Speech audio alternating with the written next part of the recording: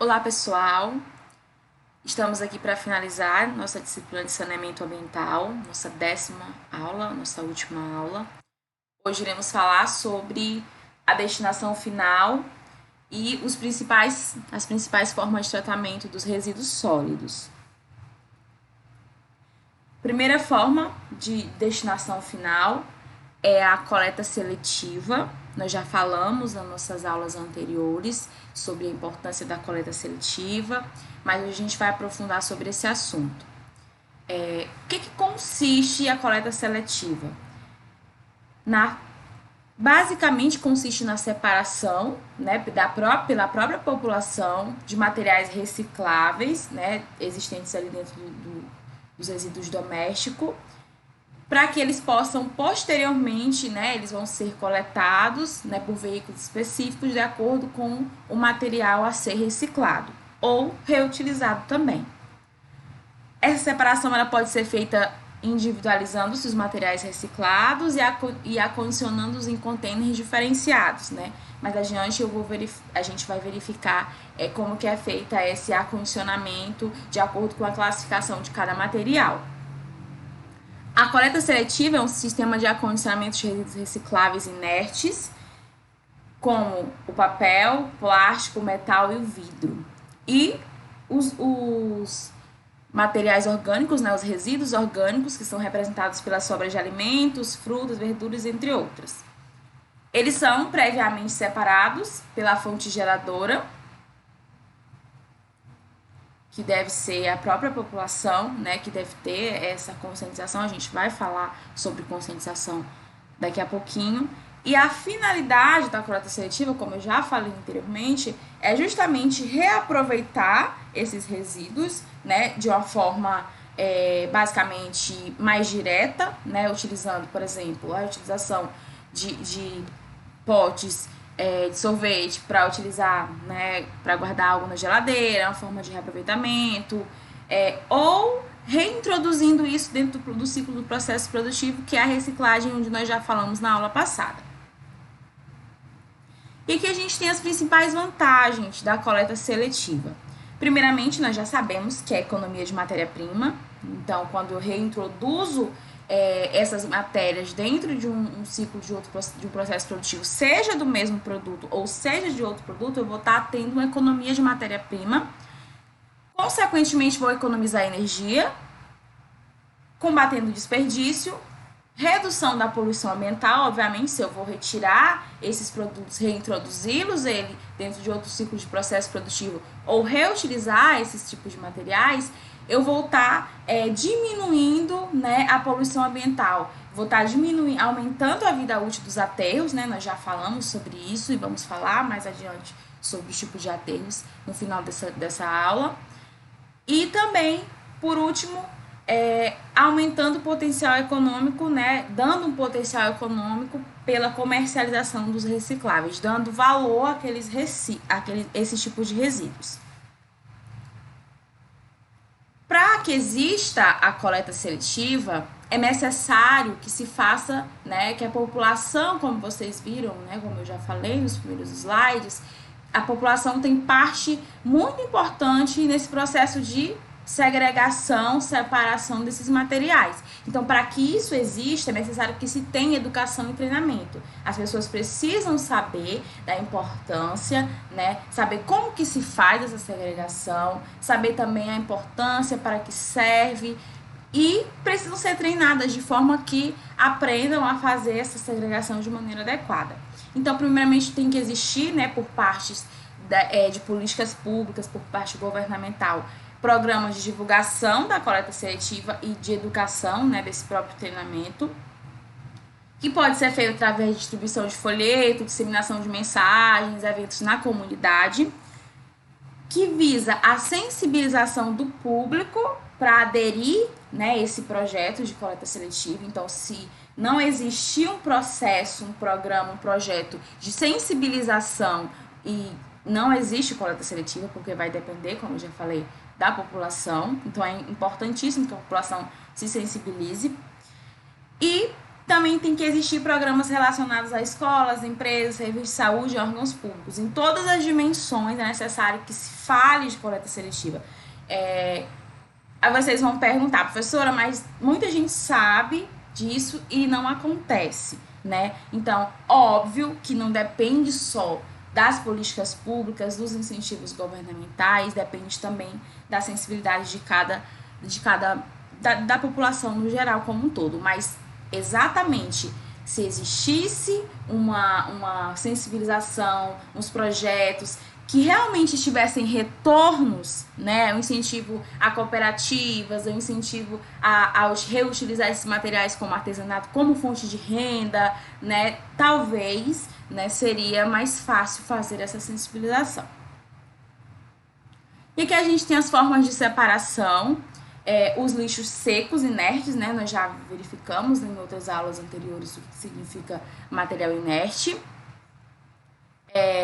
Basicamente, eles são representados por papéis, papelão, vidros, metais ferrosos, metais não ferrosos e plásticos.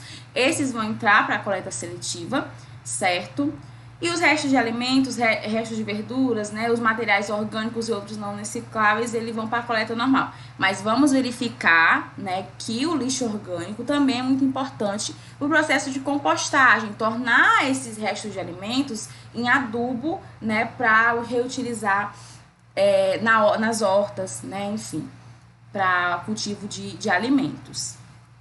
Essa aqui é a tabela que tem. Essa tabela tem na apostila de vocês. Eu vou mostrar, né, a classificação, as lixeiras da coleta seletiva mais adiante, que a gente tem hoje quando a gente fala de resíduos sólidos. E aí a gente vai falar agora sobre esse acondicionamento, né, sobre como se vai guardar, como se vai acondicionar, né, depois de separado esses materiais da coleta seletiva.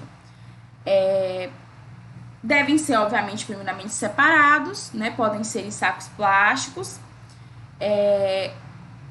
Geralmente a gente utiliza, né, a gente já faz um reaproveitamento meio que natural, muitas pessoas utilizam, vocês vão me falar se vocês reutilizam ou não, a sacola de supermercado, né, com a opção desse reaproveitamento, certo? Então, pra gente poder, né, colocar nas lixeiras da nossa casa, para retirar aí, para poder colocar, condicionar o lixo. Geralmente a gente utiliza, mas não separa, coloca o lixo todo, né, de maneira...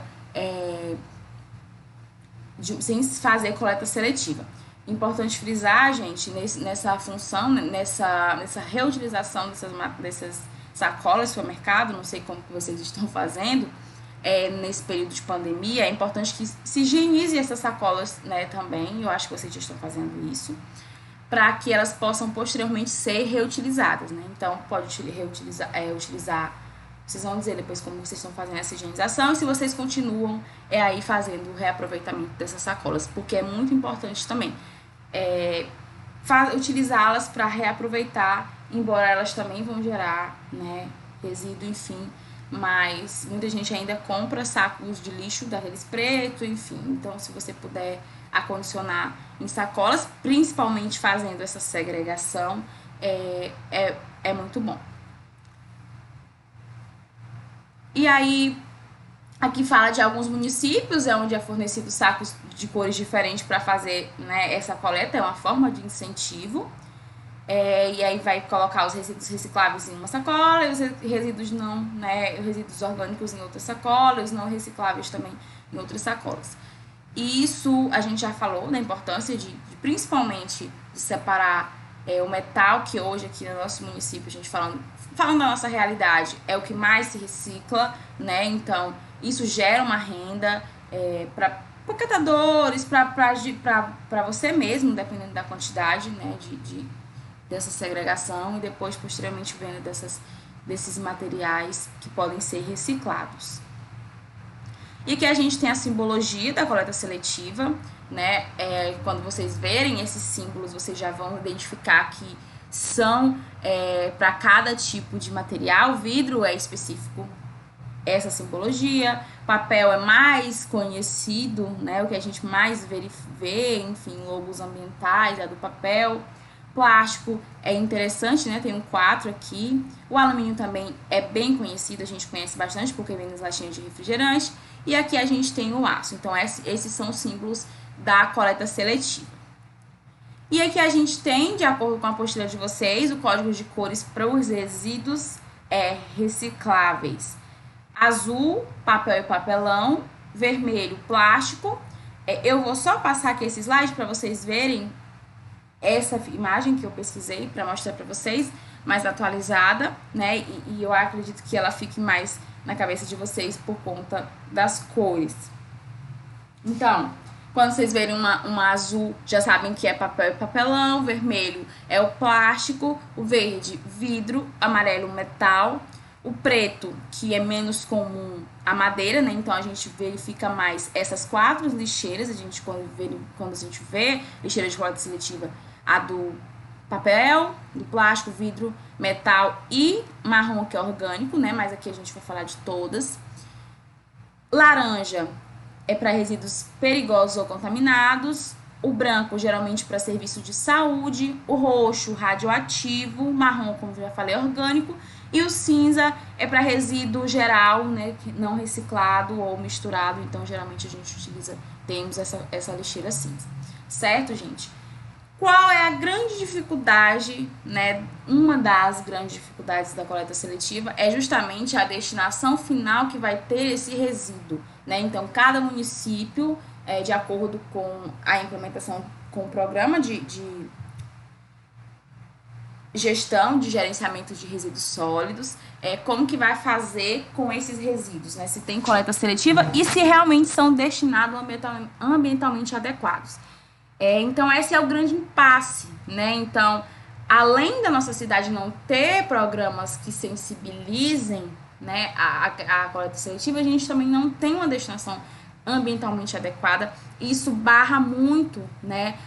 Influencia muito nas pessoas, nas atitudes das pessoas, como eu já mencionei também em outra ocasião, fazerem a coleta seletiva, tá? Então, aqui a gente tem um código, né, por cores, dividido, essa classificação é feita por cores. Quando vocês verem, bem importante, essas lixeirinhas, vocês já vão saber identificar que elas são para segregar, né, para separar esses materiais.